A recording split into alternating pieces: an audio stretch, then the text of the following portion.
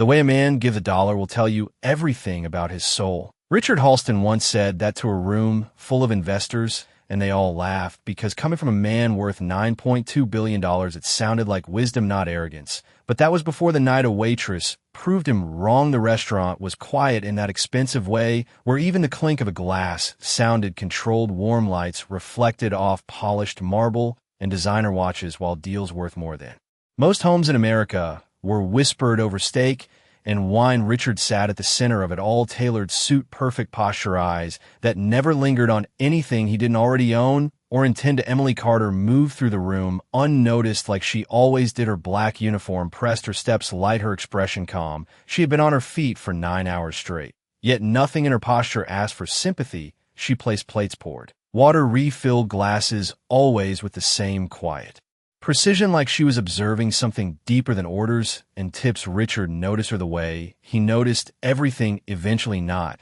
because she stood out, but because she didn't react when one of his guests made a careless remark. Most servers smiled too quickly or stiffened slightly. She did neither. She simply continued as if the comment had no weight, and that intrigued him more than anything. He set his fork down, slowly leaned back, and without looking directly at her, pulled a $5 bill from his wallet and placed it on the table, flat, deliberate, almost surgical. "Let's see what you're worth," he said casually, loud enough for his table to hear. A few of the men chuckled. One raised an eyebrow, waiting for the usual reaction: embarrassment, maybe annoyance, maybe a forced laugh. Emily stopped, not abruptly, not dramatically, just enough to acknowledge the moment. Her eyes moved from the bill to his hand, then to the watch on his wrist. Swiss made, limited edition, probably cost more than her yearly rent. Then back to the bill. Her face didn't change. She didn't rush to speak. She didn't defend herself. The silence stretched just long enough to make the laughter fade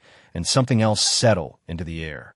Something quieter, heavier, like the room itself was waiting. She reached for the checkbook, straightened it gently, and then finally looked at him directly, not up at him, not down, but level, calm, and steady, like she wasn't part of his world and didn't need to be. And in that stillness, something shifted, something Richard hadn't felt in years. Not control, not dominance, but the faint, unfamiliar sensation of being seen, not as a billionaire, not as the man everyone adjusted themselves around, but simply as a man who had just revealed more than he intended. No one at the table spoke at first, not because they did not understand what had just happened, but because they did, and it unsettled them. Richard held her gaze for a fraction longer than he intended, then leaned back slightly, as if resetting the balance of the moment. "That sounds practiced," he said calmly, though something in his voice had shifted just enough to betray curiosity rather than control. A few of his guests forced polite smiles, eager to restore the familiar rhythm of power, but Emily did not respond immediately.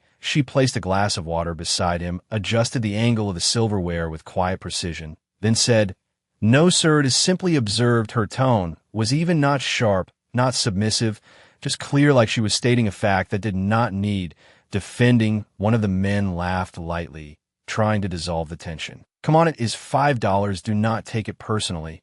Emily turned her head slightly toward him, not fully, just enough to acknowledge his presence. "I am not taking it personally," she said softly. "That would require me to believe it was about me." The laughter stopped completely. This time, Richard's fingers tapped once against the table, not impatient, just thoughtful, as if recalculating something invisible. He was not used to conversations where he was not leading, and yet here, he was listening. "Then what is it about?" he asked, leaning forward just slightly. Emily met his eyes again, steady, unhurried. "It is about what you believe people are worth when they cannot give you anything in return." She said the words landed quietly, but they carried weight heavier than anything that had been spoken that evening. Richard studied her closely now, not her uniform, not her role, but her presence, the way she stood, without shifting, the way her voice did not rise or fall to match anyone else in the room. "And you think you understand that from one tip?" he asked. There was no mockery left, only a genuine question. Emily paused just long enough to consider, not because she needed to, but because she chose to. "No, sir," she replied, "but I think you revealed it." The simplicity of the answer left no room for argument. Richard felt something unfamiliar settle in his chest, Not anger, not embarrassment, something closer to recognition, the kind that did not ask for permission. The room around them seemed to fade. Conversations at nearby tables continued, but distant, muted like background noise to a moment that had narrowed into something precise, something undeniable. Emily closed the checkbook and placed it gently on the table beside the $5 bill. She did not touch the money. "Your total is on the receipt," she said, returning to her role without transition, as if the conversation had been nothing more than a brief exchange, yet everything about it lingered. Richard looked down at the bill, then back at her. "You're not going to take it?" he asked. Emily shook her head slightly. "I do not think it was meant for me," she said, and for the first time in years, Richard Halston did not have a response. He watched her walk away, not hurried, not hesitant, just certain, and as she moved through the room, once again unnoticed by everyone, Elsie realized something that unsettled him far more than her words ever, because she had not tried to change his mind. She had not asked for anything. She had simply shown him what was already there and left him alone with it. Richard did not return his meal. The steak, cooled, untouched. The glass of wine sat exactly where it had been placed, but his attention remained fixed on the space she had just left. One of his associates cleared his throat, attempting to pull him back. "Richard, we should finalize the numbers before the board review next week." But Richard did not answer. Immediately, his fingers rested near the $5 bill, not touching it, just close enough to feel its presence, like it had gained weight somehow. "Do you believe people show their value in moments like that?" he asked. Suddenly, the question caught the table off guard. They exchanged quick glances, unsure if it was rhetorical or something else entirely. "It is just a waitress," someone said lightly. "You're reading too much into it."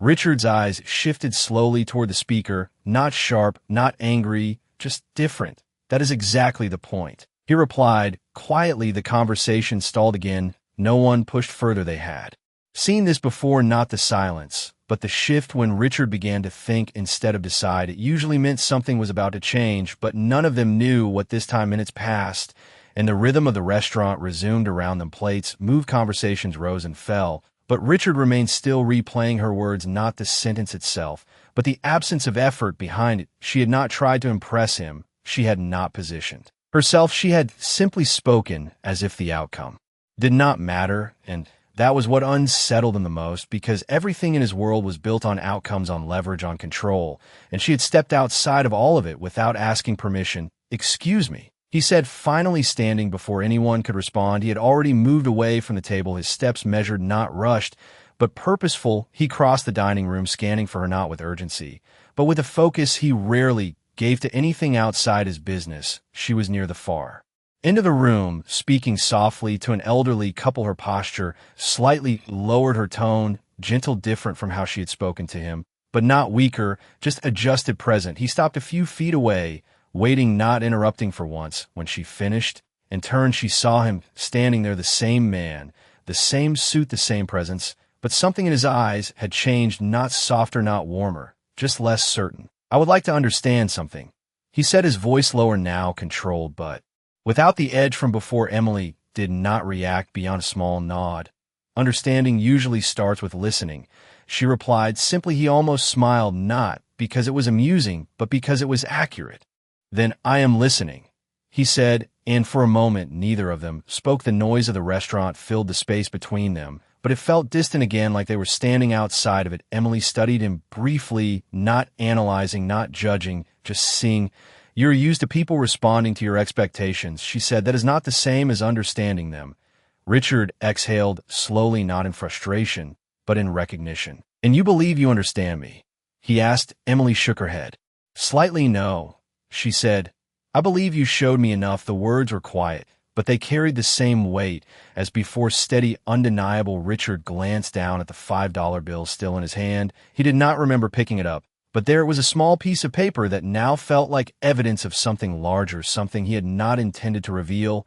"What would you have done if I had left more?" he asked. Emily's expression did not change. "I would have said thank you," she replied, "and nothing else." He looked back at her, searching for something more, a hidden meaning, a strategy, a reason, but there was nothing there, no performance, no expectation, just a calm presence that did not bend to his influence. And for the first time in a very long time, Richard Halston realized he was not the one defining the value of the moment. He was the one being measured. Richard stood there a moment longer than necessary, the $5 bill still between his fingers as if it no longer belonged to him. But he could not quite let it go. The restaurant noise returned in fragments, glasses clinking, low conversations drifting, but none of it settled inside him the same way it had before. "Do you always speak like that?" he asked, finally, not as a challenge, but as a question he did not fully understand. Emily tilted her head, slightly considering him. "Only when someone is listening," she said, and something about that answer landed deeper than he expected, not because it was clever, but because it was true in a way that did not ask for agreement. Richard let out a quiet breath, almost a laugh, but without amusement. "Most people listen when I speak," he said. Emily nodded once. "Most people hear what they think you are saying," she replied. "That is not the same thing." He looked at her, then really looked, not at the uniform, not at the role, but at the stillness in her presence. She was not trying to win this moment. She was not trying to lose it. Either she was simply in it, and that made it impossible for him to control in the way he was used to. "You are not impressed by money." He said it was not a question. Emily's gaze shifted briefly toward the dining room, toward the polished tables, the expensive suits, the quiet display of wealth that filled the space. "Money is useful," she said, "but it is not rare." Richard frowned slightly, not in disagreement, but in surprise. "Not rare," he repeated. She shook her head gently. "Not the way you think," she said. "There are a lot of people with money. There are fewer people who know what it reveals about them." The words settled between them, and for a moment Richard felt the weight of something he had built his entire life around begin to feel smaller, not meaningless, but incomplete, like a tool he had mistaken for a measure. He glanced down at the bill again, then slowly placed it on the nearest empty table beside them, not offering it, not discarding it, just letting it sit there. "You said it was not meant for you," he said. Emily followed his movement with her eyes, then looked back at him. "It was not," she replied simply. "Then who is it for?" he asked. Emily did not answer immediately. She allowed the silence to form again, not as avoidance, but as space for the version of you that believes value can be assigned from above, she said quietly. "And for the part of you that knows that is not true." Richard felt that one not as a thought, but as a recognition, something he could not argue with, because it did not come from her. It came from somewhere he had ignored for a long time. He straightened slightly, adjusting his jacket out of habit more than need. "You speak as if you have seen this before," he said. Emily's expression did not change, but something in her eyes softened just a fraction. "People show you who they are when they think it does not matter," she said. "It is one of the few honest moments left." Richard nodded slowly. The idea was not new to him, but the way she said it made it feel different, less like a strategy, more like a truth he had overlooked. "And what did I show you?" he asked. Emily held his gaze steady, not harsh, not kind, just clear. "That you're used to testing people to see if they deserve your respect," she said, "but you have not asked yourself what earns theirs." The sentence landed without force, yet it carried more weight than anything that had been said that night. Richard did not respond immediately, not because he could not, but because for the first time he did not want to answer too quickly. He looked around the room at the people who would stand when he entered, who would adjust their words to match his expectations, who would agree before he finished speaking, and then he looked back at her, the one person who had not done any of that. "And what if I wanted to change that?" he asked quietly. Emily did not smile. She did not encourage. She simply met him where he stood. "Then you would stop testing people," she said, "and start listening when they do not try to impress you." The simplicity of it left no room for negotiation, no space for leverage, just a choice. And for a man who had built everything on control, that was the most unfamiliar thing of all. Richard did not answer her immediately, not because he disagreed, but because the question she had left him with did not require a response. It required a decision, and that was something he was not used to making without calculating the outcome. He looked at her for a moment longer, then gave a small nod, not of agreement, but of acknowledgement. "I have a meeting to return to," he said quietly. The words sounded ordinary, but the tone was not. Emily stepped back slightly, giving him space, not out of deference, but out of awareness. "Of course," she replied simply, no added politeness, no attempt to extend the moment. She had already said everything she needed to. Richard turned and walked back toward his table. His steps measured the same as before, but something in his posture had shifted, subtle, but real. When he reached his seat, no one spoke. Immediately they had been watching, not openly, but enough to feel the change. "Everything all right?" one of the men asked carefully. Richard picked up his glass of water, not the wine, and took a slow sip, setting it down with precision. "Continue," he said, but his voice no longer carried the same automatic authority. It was quieter, more deliberate, as if each word now passed through a filter it had never needed before. The conversation resumed, numbers, projections, timelines, but Richard did not lead it the way he normally would. He listened not for agreement, but for something else, something harder to find. And when someone spoke too quickly, too confidently, he noticed it. When another hesitated before offering an idea, he noticed that too, and for the first time in years, he realized how much he had been missing, not because it was hidden, but because he had never been looking. The meeting ended without its usual sense of finality. There was no sharp conclusion, no decisive statement from him, just a simple, "We will revisit this." And that alone was enough to make the others exchange quiet glances as they gathered their things one by one. They left the table, offering brief goodbyes, each of them slightly unsure of what had just shifted.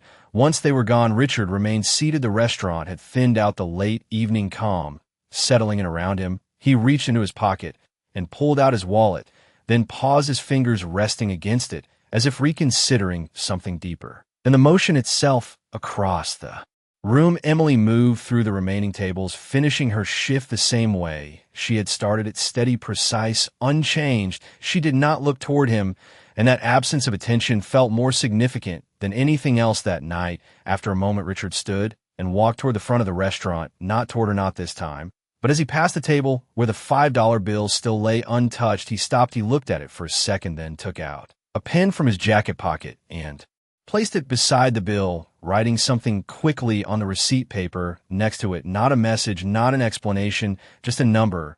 Then he set a different envelope beside it, thicker, sealed, unmarked. He did not call her over. He did not wait for her to see it. He simply left the restaurant. The cool night air met him outside, sharp and quiet. The city lights stretched in front of him, familiar, but somehow less certain than before. As he stepped in his car, he did not reach for his phone. He did not check the time. He just sat there for a moment, his hands resting still on his lap.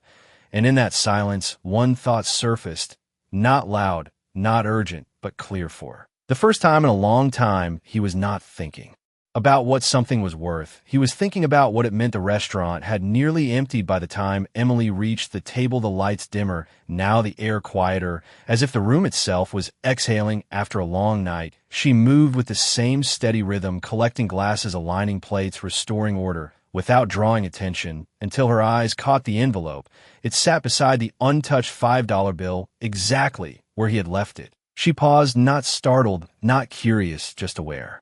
She picked up the receipt first, noticing the number written in clean, deliberate strokes. Not a phone number, not an amount, something else, a figure that did not belong to the meal, or the tip, something that hinted a larger decision. She did not react. She did not look around to see if anyone was watching. She simply placed the receipt back down and turned her attention to the envelope. Her fingers rested on it for a moment, feeling the weight, not physical, but implied. Then she opened it slowly. Inside was a check, the number clear, unmistakable, more than what most people in that room would earn in a year. She closed the envelope without hesitation, her expression unchanged, as if the amount had no more meaning than the $5 bill beside it. She stood there for a moment, not deciding, but recognizing the difference between an offer and a statement, between a reaction and a resolution. Across the room, the manager noticed her pause and walked over, his voice low, cautious. "Everything okay?" he asked.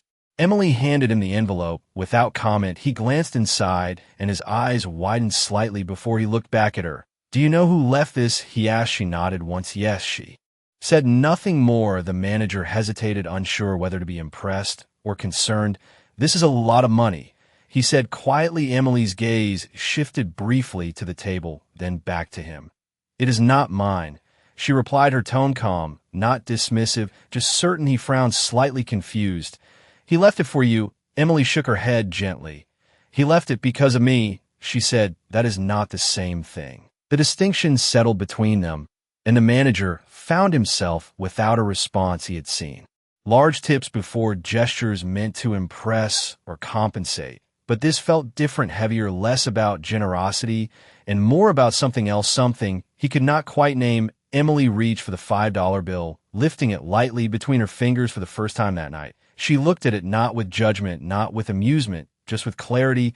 Then she placed it back down exactly where it had been beside the envelope. If he comes back, the manager started. Emily interrupted softly. Well, not, she said, not as a guess, but as a conclusion. She turned away from the table and continued her work the same as before, no change in pace, no shift in demeanor, as if nothing of significance had happened. But something had the room, felt it, even in its quiet, the kind of change that does not announce itself, but lingers in the air long after the moment has passed. Outside, Richard's car remained parked for a few minutes longer than necessary. The city moved around him, lights, passing reflections, shifting, but inside the car there was stillness. He reached into his jacket and pulled out his phone, staring at the screen without unlocking it. Then slowly, he set it back down. His mind returned not to the check, not to the number he had written, but to her words, the way she had spoken without needing anything from him, the way she had left him with something he could not measure. And as he finally started the engine, one realization settled in quietly. Not loud, not dramatic, but undeniable. For the first time, he had given something without expecting a return,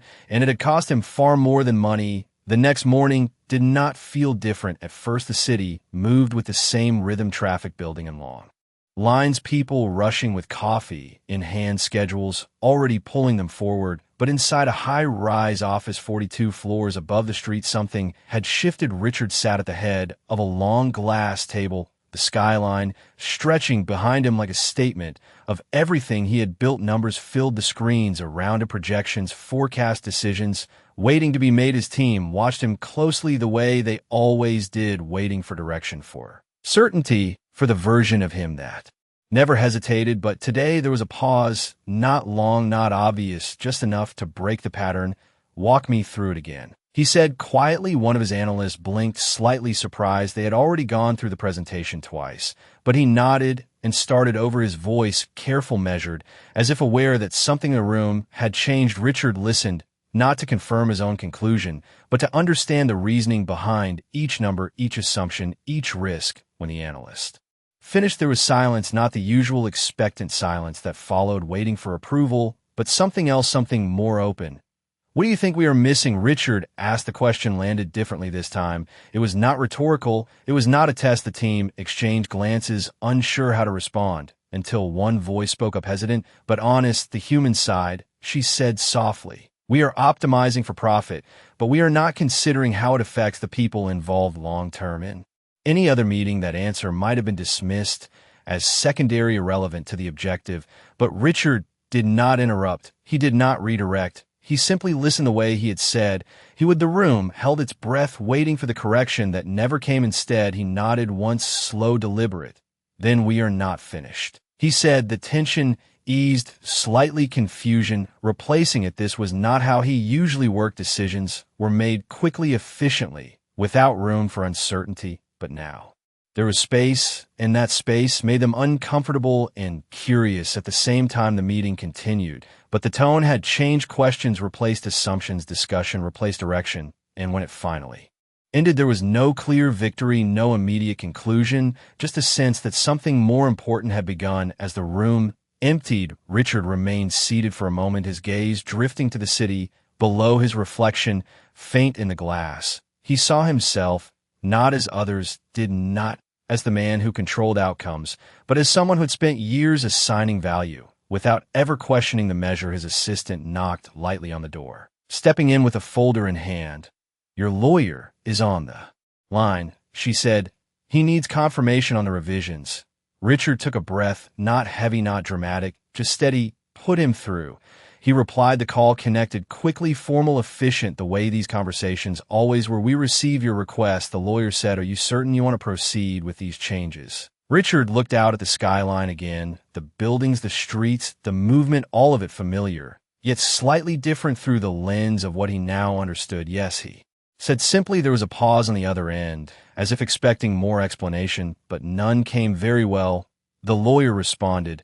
We will finalize everything today. Richard ended the call and set the phone down, gently his hand resting beside it, not reaching for anything else, not filling the silence, just allowing it to exist. And in that quiet moment, one thought returned, not as a question, but as a realization. He had spent years deciding who deserved what, but now for the first time he was beginning to understand that value was not something he could give or take. It was something he had to learn to recognize. Back at the restaurant the next evening, nothing looked different. The same warm lights, the same quiet conversations, the same polished tables, reflecting a world built on appearances. Emily tied her apron the same way she always did, steady, deliberate, her routine unchanged, as if the previous night had never happened, but the envelope was gone. The manager had taken care of it, not as a reward, not as a transaction, but as something that needed to be handled carefully, respectfully, without assumption. She did not ask what was done with it, and no one offered to explain. The moment had already passed, and she had no need to hold on to it. The first few hours of her shift moved like any other. Orders taken, plates served, small conversations that never lingered,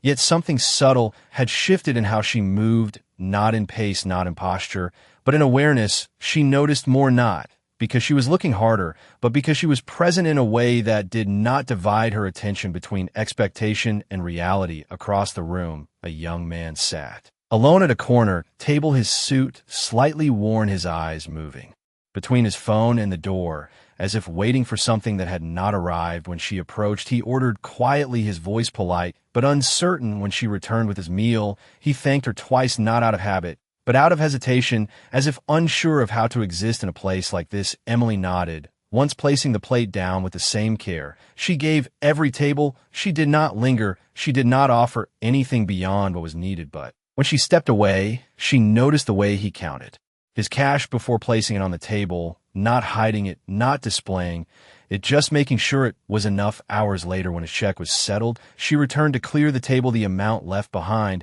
was exact, no tip, no excess, just the cost of the meal and nothing more. She picked up the bill without reaction, placing it neatly into her folder the same way she had done with every other table that night. No difference, no judgment. As she turned to leave, the young man spoke, his voice quieter than before. "I am sorry," he said. She paused, not turning immediately, giving the moment space before acknowledging it. "For what?" she asked calmly. He looked down at the table, then back at her. "I wish I could have left more," he said. There was no embarrassment in his tone, only honesty. Emily studied him briefly, not analyzing, not measuring, just seeing. "You left what you had," she replied simply. He nodded slowly, as if that answer had given him something he did not expect. "Thank you for not making it feel small," he said. Emily shook her head gently. "Value does not come from what is added after," she said.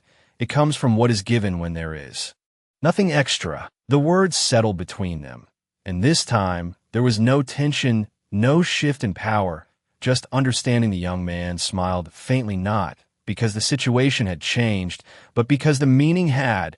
And as Emily walked away, she did not think about the $5 bill or the envelope or the man who had left them. She did not compare one moment to another. She simply moved forward, table by table, presence by presence, unaware that somewhere across the city a decision made in silence was beginning to move beyond intention into something real, something that would not return to her as a reward, but as a consequence of a moment that had never been about money at all. Several days passed, and the city continued as it always did, fast, loud, indifferent to the quiet shifts happening beneath its surface. Emily moved through her routine without interruption, each shift blending into the next, not because it lacked meaning, but because she did not measure it by moments that stood out. She measured it by consistency, by presence, by the way she showed up, even when nothing seemed to change. Across town, in a private office lined with glass and steel, Richard Halston reviewed a final document. The pages were clean, precise, each line